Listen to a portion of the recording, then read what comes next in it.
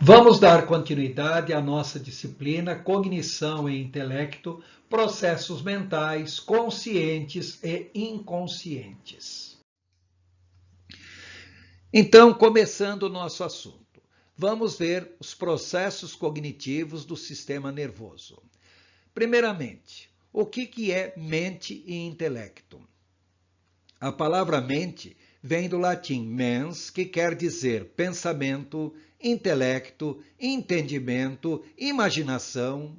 Essa mesma palavra em latim também pode ser usada para designar espírito, alma. Pode ser usada ainda para designar vontade, disposição e intenção. Ou seja, alma e espírito são relacionados diretamente à atividade pensante, que é o que nós estamos abordando aqui. A mente abrange os processos mentais, tanto os conscientes como os inconscientes, os esquemas mentais, linguagem e outros processamentos. Sobre esquemas mentais, nós estudaremos numa outra lição, em outra oportunidade. Mas sobre linguagem, nós ainda falaremos nessa lição mesmo, mas numa parte mais para frente. Agora, o termo intelecto vem do latim inter ou intus, que quer dizer por dentro, entre, internamente, e o termo lecto, que quer dizer leitura. Então, uma tradução literal seria leitura interna. Bom, na realidade, o intelecto significa discernimento, compreensão, raciocínio, reflexão, capacidade de resolver problemas e assim por diante.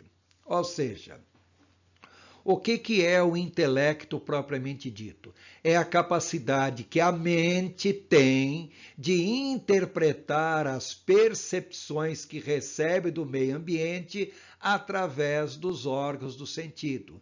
Mas não se limita apenas a interpretar as percepções. A mente também visa conhecer a si mesma.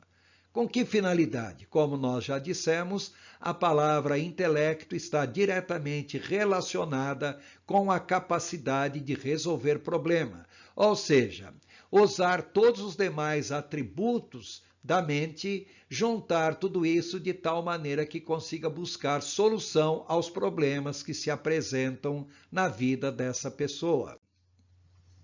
O termo cognição vem do latim co, que quer dizer conjunto, mais nocere, que quer dizer conhecer, saber.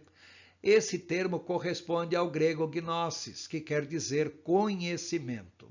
Então, cognição é a aquisição de conhecimento através da percepção dos sentidos, transformando esse conhecimento em ideias, ou também da associação de ideias resultantes de cognições anteriores. Observe que toda criança, ao nascer, ela já nasce com a capacidade de aprender, mas a quantidade de conhecimento que ela traz é praticamente nulo, é zero. Ou seja, todo o conhecimento a criança vai adquirindo ao longo da sua vida, criança, jovem, adulto, mesmo na velhice. Relembrando que a quase totalidade daquilo que a pessoa sabe, ela adquire por cognição a partir do seu meio ambiente. Então, de 75% a 90%, colocamos em média 86%, de todas as informações recebidas do ambiente, essas informações vêm pela visão. Portanto, a visão é o principal modo de captarmos informação do ambiente. Não é à toa que temos dois olhos. De 8% a 25%, ou seja, a média de 11%, vem pela audição, o que também é um percentual bastante alto. E não é à toa que nós temos dois ouvidos. Agora, o tato, o olfato, o paladar e as percepções internas do próprio organismo são responsáveis por menos de 6%, em média 3% de todo o conhecimento adquirido. Observem que nós temos duas narinas E nós temos pele, que reveste todo o nosso corpo externamente, a epiderme, e temos também as mucosas, que revestem todo o nosso corpo internamente, revestem os órgãos internos. Você alguma vez já parou para pensar por que nós temos 2 olhos? Por que nós temos 2 ouvidos? Por que nós temos 2 narinas? Entenda o seguinte: através dos olhos, nós vemos. Se tivermos um olho só, vamos ver do mesmo jeito. Então, por que nós precisamos de 2?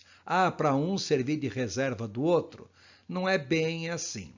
Quando nós estamos enxergando um objeto com os 2 olhos, o fato de que estamos usando os 2 olhos, existe um ângulo muito pequeno de visão entre os 2 olhos.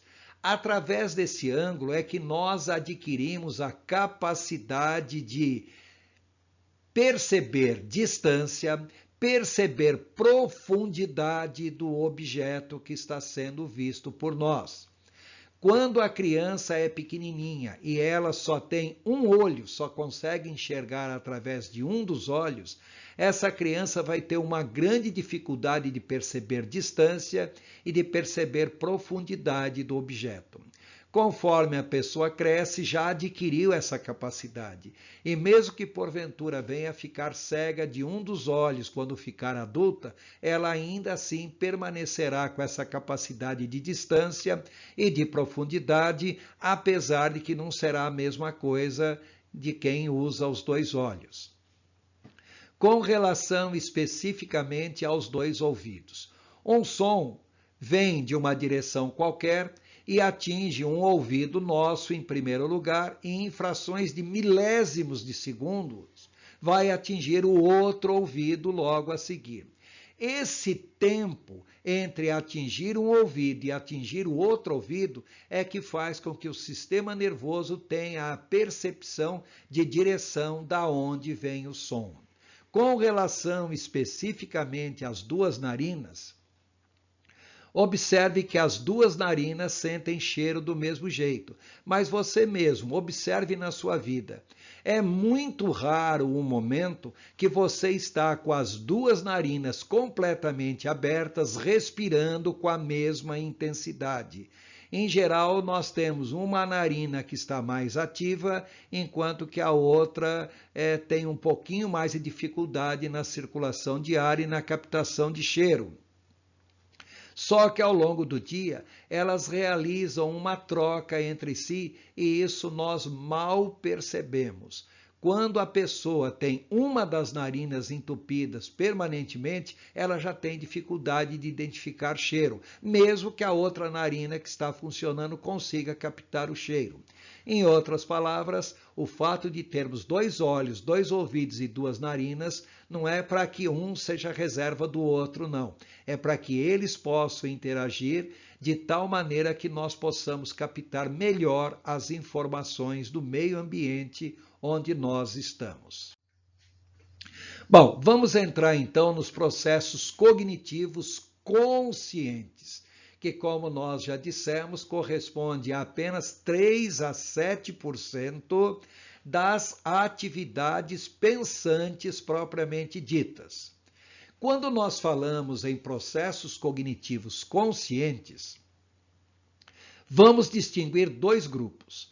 Primeiro, os processos cognitivos conscientes básicos. Por que básicos? Porque eles também existem nos animais e muitas vezes existe até em maior intensidade nos animais do que no ser humano propriamente dito.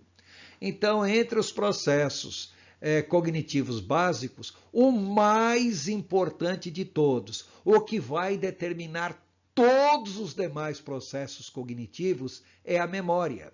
Memória é tudo aquilo que nós armazenamos na nossa mente, que foi captado através dos sentidos do meio ambiente. Algumas pessoas têm uma memória visual mais desenvolvida, outros têm mais a memória auditiva. Veja o caso dos músicos, por exemplo. Outros têm mais a memória sensorial, a memória tátil. Outros, por outro lado, têm mais a memória emocional e assim por diante. Ou seja, todos nós temos esses diferentes aspectos da memória. A diferença é que em algumas pessoas um aspecto desse pode ser muito mais desenvolvido do que os demais aspectos. Ainda temos que destacar a percepção. Lembrar que percepção é o modo como a nossa memória, como a nossa mente interpreta as informações que são captadas pelos órgãos do sentido. Ou seja, a nossa mente está preparada para interpretar as informações de acordo com as experiências do indivíduo e não necessariamente como essas informações chegam aos órgãos do sentido. E algo que está diretamente ligado tanto à memória como à percepção é a capacidade de associação, ou seja, a capacidade de relacionar fatos com experiências já armazenadas na memória. As informações chegam na cabeça em áreas de projeção primária.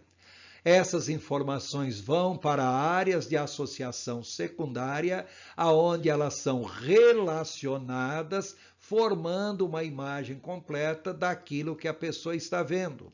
A seguir, tais informações vão para a área de associação terciária, onde elas serão devidamente interpretadas de acordo com as experiências pessoais do indivíduo. Temos ainda o raciocínio, que é a capacidade de articular, associar e direcionar ideias e outros processos mentais, a fim do quê?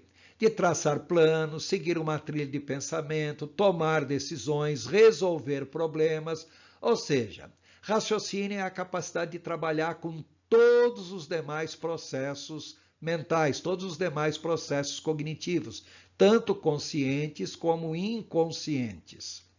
E temos ainda também a atenção ou foco, que é a capacidade de direcionar a atenção ou foco para alguma atividade mental ou para algo específico relacionado aos sentidos. Por exemplo, a pessoa ter a sua visão focada para algo, ou a pessoa ter a sua audição focada para algo, ou a pessoa ter a sua atenção focada especificamente para alguma ideia, algum raciocínio que a pessoa está desenvolvendo. Observe que todos esses processos aqui são extremamente importantes, também existem nos animais, mas não na mesma intensidade com que existem no ser humano. E é importante destacar que todos eles são importantes, mas a memória é a base de todos os demais processos mentais.